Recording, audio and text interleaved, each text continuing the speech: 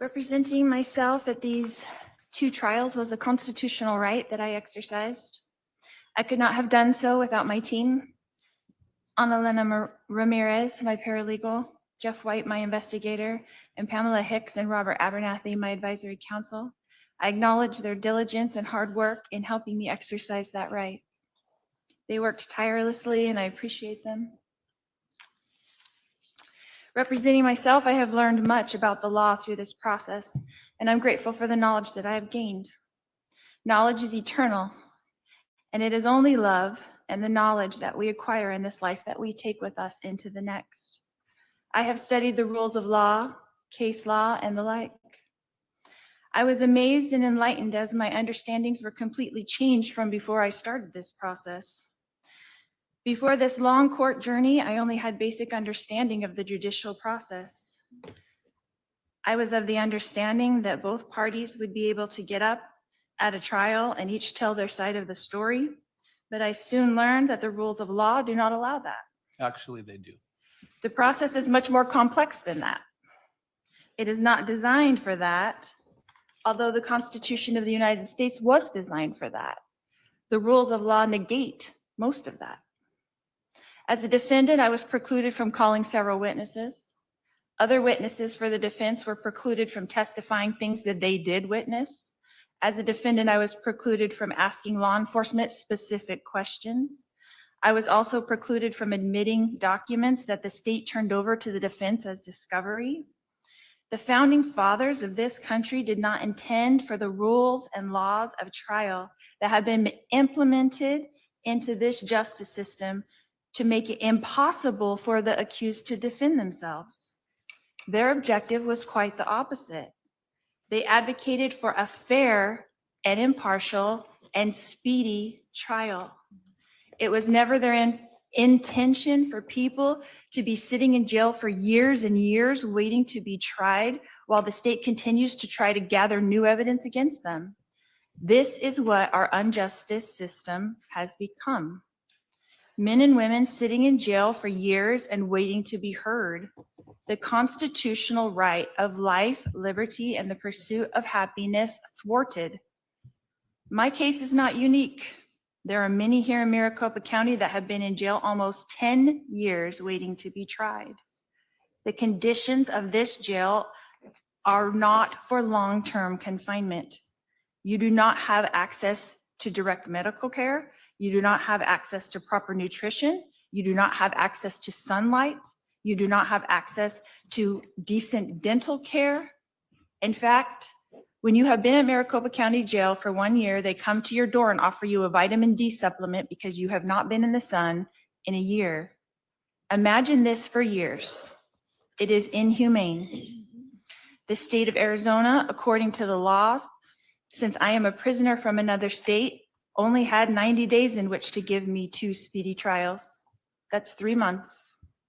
I arrived here at MCSO on November 30th, 2023. That is over a year and a half, 20 months specifically. That is over 6 times the amount of time it should have taken for me to have these 2 trials. But Arizona leaves this law up to the judge's discretion, and the judge has the power to extend your trial at his will. Even though the 6th and 14th Amendment of the Constitution of the United States proclaims otherwise. 98% of all cases in Maricopa County end in plea deals where the accused plead guilty. And I'll tell you why. It's so miserable in that jail that they plead guilty so they can go to the prison and have decent food, decent sunlight, and a chance to live. 2% of all cases in Maricopa County that actually do go to trial, of all the cases that actually do go to trial, only 0.2 end in acquittal. That is 1 out of 1,200 people who go to trial go home. That's actually not the correct stat.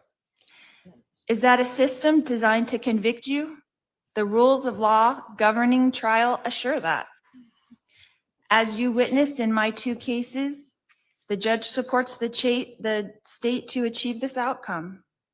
So here we are, the state of Arizona has accomplished its intention. 1, to extradite me from Idaho. 2, to convict me. And 3, to add to my ledger of lifetimes. The state used countless taxpayers' money to transport me, house me, millions of dollars to wrongly convict me on 2 charges that they made sure judicially that I could not defend myself against.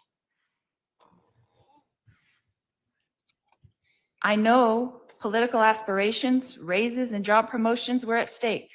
So congratulations. I was convicted in the media long before I went to trial. We all know that there is no way for me to come to Arizona and get a fair, impartial, or speedy trial. And now that fact has been proven. The state of Arizona brought me here when I was already serving 5 life sentences. Now I will serve 7 life sentences. Will that be enough? Will that be enough? I want everyone to know that I mourn with all of you. I am sorry for your pain. Losing those close to you is painful, and I acknowledge all of the pain, and I do empathize. I feel it too. If I was accountable for these crimes, I would acknowledge it, and I would let you know how sorry I was. But I have witnessed for myself what it is like to leave this mortal existence and return home when I temporarily died in the hospital giving birth to my daughter, Tylee. When our spirit leaves our body and we return to the pure energy state in the spirit world, we immediately no longer feel hate, anger, envy, or resentment. I promise you. We come to earth to experience these emotions, but these emotions are immediately replaced by a blissful, heightened sense of peace, love, joy, and well-being. The moment our spirit leaves our body, we feel more alive than we ever did on earth. And we have deep empathy for those we have left behind. We do not want our loved ones to grieve or be sad. We know that they will because that's a mortal experience, but they come to comfort us. We immediately know the minute you leave your body, you are aware of who you are, why you came to earth, and that we will all be together again soon, and that this separation is only temporary. All of the cares and pressures and problems immediately melt away. And after comforting our loved ones, we move on with our eternal life, continuing to pursue knowledge and wisdom and understanding in eternal progression.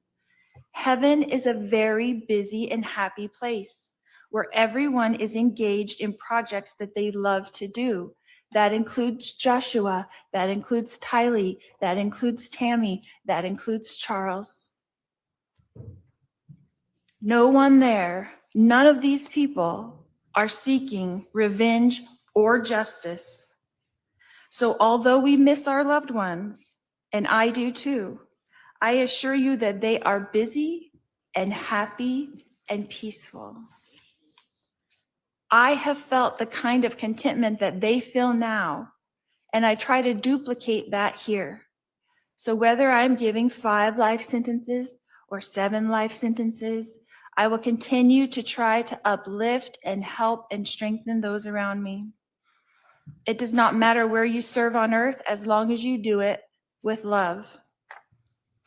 It doesn't matter if I'm given 7 lifetimes or the death penalty like my husband. What things look impossible to man are easy for Jesus.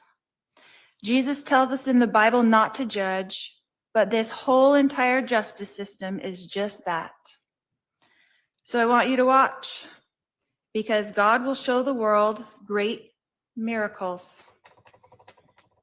I will continue to love everyone I come in contact with, and I will turn this battle over to God. If this is God's battle, then the math doesn't matter. 7 lifetimes or the death penalty doesn't matter. God's miracles will abound. When a soldier goes off to war, he is a soldier. When a soldier comes back from war, he is a warrior. And Jesus is in the prisons. He is turning his soldiers into warriors. For the prisoners shall go free. Sometimes victory doesn't look like victory until it's finished. Prisoners who have been told that they will never go free will be free. And I want you to expect miracles, and I want you to watch for them, because you will see. We fear not what man can do, because God's warriors surround us. When the battle is relentless, and this one has been for over 6 years, remember, God is building his army of warriors in the prison system. He is turning Sauls into Pauls. When Jesus is sending his servants into the prisons to prepare his warrior team, we will be there only until this purpose is complete, and then the warriors will walk free. We are redeemed by Jesus Christ, so we are free right now, but his chains will break. Prison walls will fall. The power and majesty of God will be revealed. When Jesus is ready, he will call his warriors from the prisons, and we will walk free, and we will serve him. I will quote Moroni, the great prophet, from Moroni 8:16, and he says, "Behold, I speak with boldness, having authority from God.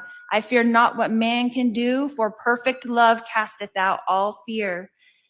And in Ether, Moroni says, "And now, if I have no authority for these things, judge ye. For ye shall know that I have authority when ye shall see me, and we shall stand before God at the last day."